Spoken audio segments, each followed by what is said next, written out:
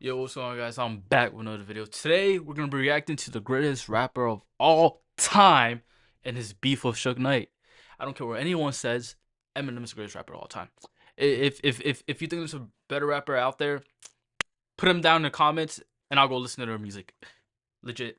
Oh, my headphones went off. But today, we're gonna be reacting to why Eminem never feared Suge Knight. Let's check it out.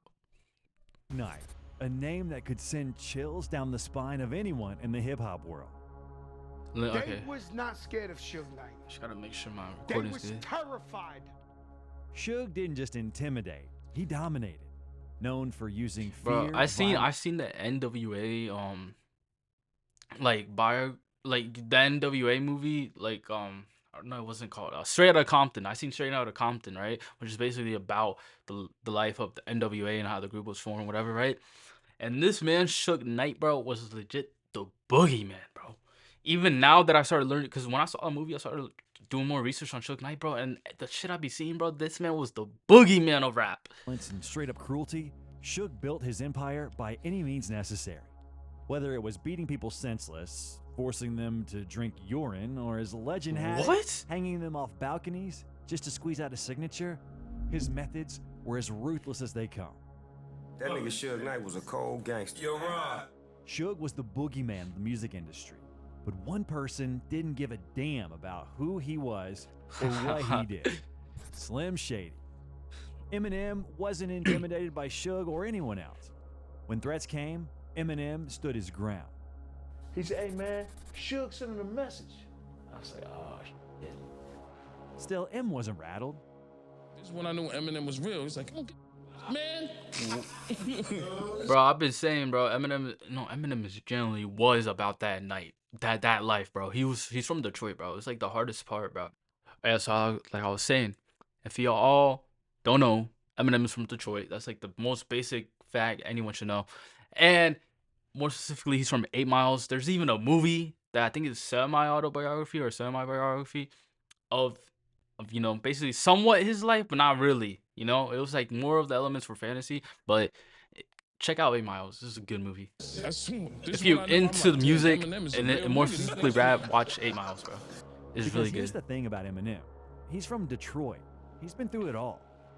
He from Detroit. He from Detroit, man. He from 8 Mile, bro. Suge Knight may 8 have been Mile. the most feared man in hip-hop, but M, he was ready for anything. So yeah, of course, M was ready to go. He was ready to go. And that fearless attitude was put to the test on one of the biggest nights in hip-hop. Well, in 1999 at the Source Awards, Suge Knight sent his henchmen, man. In '99, Eminem was making all the noise. His album, the Slim Shady LP, had just dropped, and his single My Name Is was on fire. He might have been a rookie in the game, but he was already turning heads, so much so, he was invited to present the Best Live Performer Award to DMX at the Source Awards.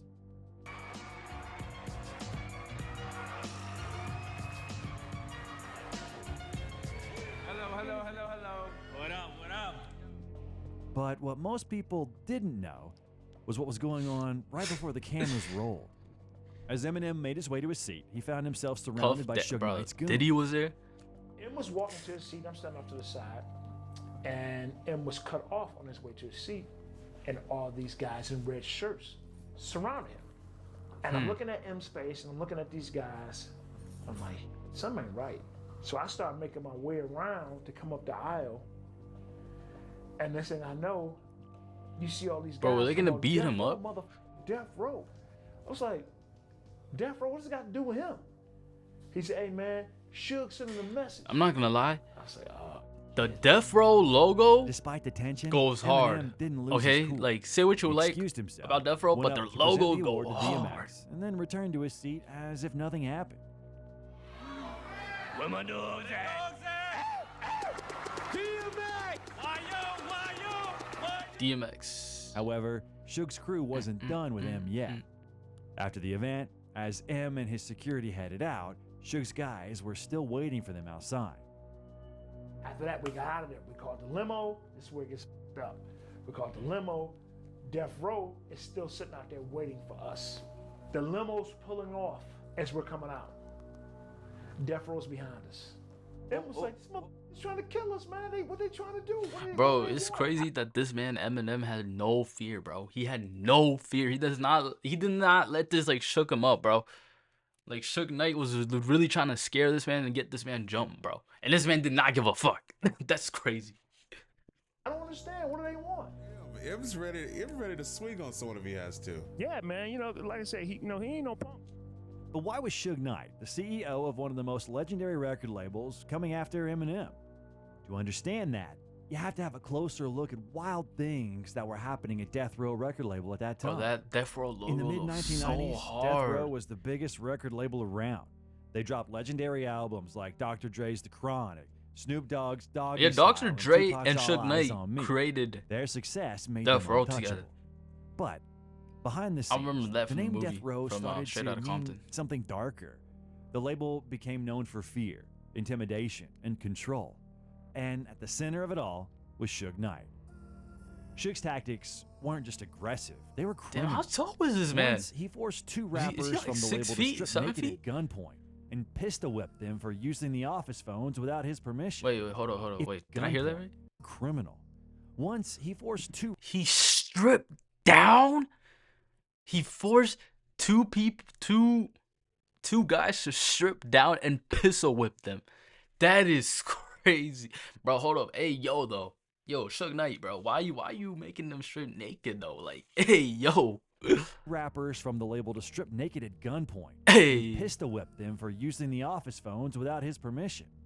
If anyone in the label stepped out of line, Suge would drag them into the storeroom and beat them senseless.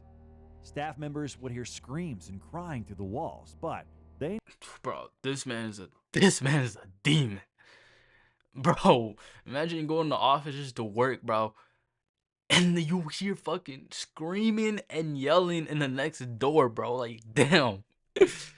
knew better than to get This is involved. probably one of the They worst kept work their heads environments down, ever. pretending nothing was going on. Soon, other artists on the label started following in Suge's footsteps. Violence and chaos became part of the death row culture. Dr. Dre wanted no part of it. All he cared about was making music, not getting caught up in the drama. When things got too toxic, Dr. Dre made a bold decision. Absolutely, and I'm always going to believe and bet on myself. He walked away from the label, leaving behind his royalties and earnings. For him, the music was worth more than the chaos. Well, I don't lead by money. I've never let money lead my life. Dre went on to launch his own record label, Aftermath Records, but Suge wasn't happy. Feeling Bro, betrayed, this man Suge wanted Drake to make legit, sure bro. Dre- Just imagine, bro. You leaving behind millions and millions of royalties and whatever money, right? To start your own shit, bro. That takes a lot of balls, bro. That takes a lot of balls, bro. Not only that, this man went up to create Beats, bro, and sold it to Apple. I'm pretty sure. No, wait. Did he sell Beats to Apple? I don't know. He created Beats and he sold it for $1 billion, or Dre he's still the owner of regretted it. leaving Death Row. He tried I just know he founded everything Beats. could to sabotage Dre's career. At first, I think Suge didn't need to do much because Aftermath got off to a rocky start. Compared to Death Row's massive hits, Dre's early projects fell flat, and fans began to wonder if he'd lost his magic. And then, one cassette tape changed everything. While digging through demos with Jimmy Iovine, Dre heard something that made him go, What the fuck and who the fuck that? The voice belonged to Eminem, a young rapper from Detroit struggling to make ends meet. Raised by a single mother, Eminem had faced poverty, bullying, and hardship, but those struggles fueled his fire. In Bro, Detroit's underground that rap Slim scene, Shady cut Eminem goes worked hard, relentlessly bro. to prove himself. I'm looking thinking of Being getting a one. white rapper in a genre dominated by black artists made his journey even harder. But his raw energy and unique lyrics made him stand out. In 1998, Dre took a gamble and signed Eminem to Aftermath. Bro, that's crazy, bro. That partnership, the most iconic duo in the music industry, bro. These two, bro. For sure the most iconic, bro. Especially since they were both struggling and they came together and succeeded. That's some, like, heartwarming, like, story right there. Together, they created the Slim They need to Shady make a LP, the album Eminem that changed everything. movie. It debuted at number 2 on the Billboard 200, Again. selling 283,000 copies in its first week. The album earned Eminem a Grammy for Best Rap Album and put Dre back at the top of the music industry. The duo became one of hip-hop's most iconic partnerships. But as with any success, not everyone was cheering them on. Suge Knight, watching from the sidelines, Hate felt watching, bro. threat. By Hate this watching point, at Death his Row Records had finest. changed drastically. Dr. Dre left first, Pac died. You know, all of those things kept us at #1. The music changed, the direction changed. Tupac was gone, Suge himself was behind bars, and Snoop Dogg had become another thorn in his side. Just like Dr. Dre, Snoop wasn't interested in the East Coast versus West Coast feud. He stayed friends with people Suge considered enemies. And that didn't sit well with him. Tensions escalated quickly. Suge, furious over Snoop's defiance, even went as far as threatening to kill him. I seen my cousin Snoop, man. He was like, God, he was sad, man. You know, you could hear in his voice that, you know, I don't want to be here. Fearing for his life, Snoop decided he couldn't stay. He left Death Row, severing ties with the label. With Snoop gone, it was officially the end of an era. Suge had lost all his superstars, and the empire he built was falling apart. Meanwhile, Dr. Dre and Eminem were thriving. Their albums were topping charts, winning awards, and quickly becoming cultural icons. The Grammy goes to Mr. Controversy, Eminem. Seeing Eminem rise alongside Dre only fueled Suge's anger. He saw their collaboration as a personal attack and made Eminem his enemy. M had inherited Dr. Dre's beef by signing with Dre. Suge then began to do everything he could to discredit both Dre and Eminem. In a 2002 interview with Howard Stern, Suge took jabs at Eminem's authenticity, questioning whether he was truly from the streets or just a white rapper playing a role. What do you think of Eminem? Is that what do you think of white rap?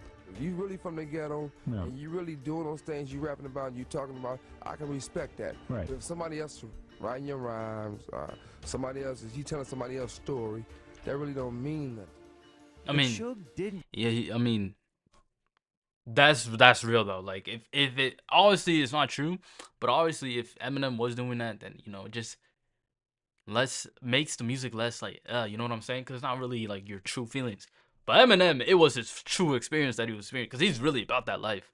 But there are a bunch of rappers now that rap about stuff that they never genuinely experience, and that's why I feel like rap today is not like where like it used to be. That's why rap's like falling off, because it's the first time ever since a rap song wasn't on the charts or whatever.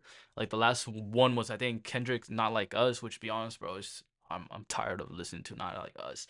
But the thing is, I feel like today's rap is just different compared to the this era, like the 90s rap.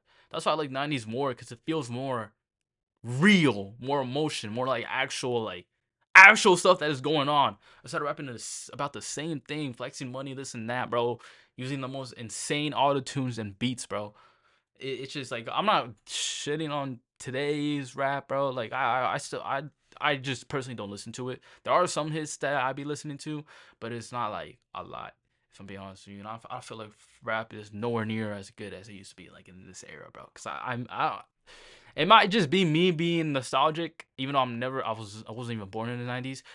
But I just like the whole 90s, like, feel, if you know what I mean. Just stop at words. He tried to intimidate Eminem physically. In 1999, Dr. Dre and Snoop Dogg planned a Death Row reunion party in Hawaii, and Eminem tagged along. It was supposed to be a laid-back trip with family, kids, and wives. But the moment they landed, things took a turn. We were all going out. We were supposed to be on vacation. People can't even enjoy their own vacation, bro. Come on now. Just parlaying, man. As the plane land, they open the door up, and you got Honolulu police standing right there talking about, hey, y'all got to come with us. And it was about 20 officers, man. Say, hey, you guys got to come with us. Death Row Records is here, and they wreaking havoc. But that wasn't all. Suge wasn't done. Also, when I was talking about rap, I'm talking about like rap now. Not only 2010s. 2000s rap and 2010s rap, they were good, bro. But I'm talking about like now, bro. Like now, bro, it's just like, but damn, bro, you can't even go on vacation with your family, bro. Like, hey, bro, that's literally the struggle of having like an actual like rival right there, bro. Like, not rival, it's like an opposition, bro. Like an op, bro. Like, That's a struggle, bro. You can't even go anywhere. One at 50 Cent's Indie Club That's video a shoot, struggle. he pulled up again, this time with a lot more men. Suge is coming! So I'm like, Suge's outside. Suge's outside. Everybody like, so Suge came, he had some Mexican niggas. Now we from New York. You ain't never seen a nigga with a tattoo on his forehead. 118th Street crew. I'm like, what the fuck? But Eminem didn't flinch.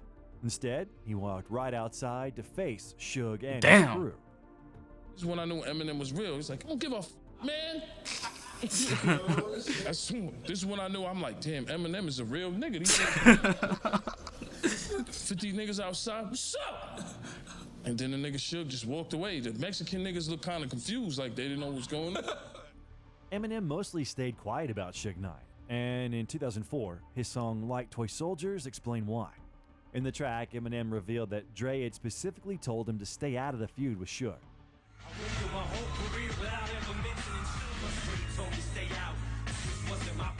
So Eminem had to stay quiet. So I did. I just fell back, watched and gritted my teeth. On a podcast titled Collect Call with Suge Knight, featuring Cat Williams, Suge took another shot at him. This time, he criticized Eminem's posthumous collaboration with Tupac. Suge said, A lot of people been want to do like songs with Pac. A lot of people, you know, some people did with Pac, and they never. There was only one Tupac project that ever flopped before, and that's the one Eminem did on unreleases. All the rest of them were successful. Now, calling an album that debuted at number 1 on the Billboard 200. Now that's just that's just hating, bro. That is just hating, bro. Cause this album went plat, bro. And you're telling me that's flop, bro? What is at that point? What does an album need to do to be successful in your eyes, bro? You're saying Platinum, a flop. Yeah, flop feels is like a crazy. stretch. Fans were quick to call this out as another attempt by Suge to reignite his old beef with Eminem. But his comment also left others wondering, was there a bit of truth to what he said? In 2003, Eminem reached out to Tupac's mother, Afeni Shakur. He asked for her blessing to produce a posthumous album to honor the late rapper's legacy. She agreed, and in 2004, Eminem released Loyal to the Game. Fine, although the album was commercially successful, its reviews were mixed. Fans of Tupac felt the album lacked his signature raw West Coast energy. Instead, they criticized it for sounding overly polished, with modern beats that didn't match Tupac's original style. To some, it felt more like an Eminem project than a true Tupac album. Eminem didn't respond, at least not directly. A few days into 2025, in what looked like an Eminem clapback, an unreleased Eminem diss track from the mid-2000s leaked, and it sent shockwaves through the hip-hop world. The track, called Smack You, was so ruthless that some fans believe releasing it back then would have put a lot more targets on Eminem's back. Others he made sure to wait until he got it. He made sure to wait until Suge Knight wasn't in jail. Already calling it one of the hardest diss tracks ever made. The song took direct shots at Ja Rule and Suge Knight. Eminem mocked Ja Rule's height and criticized his parenting. Then he turned his attention to Suge Knight, accusing him of killing Tupac and Biggie. Holding Suge responsible for the deaths of the two greatest rappers to ever grace the face of this planet.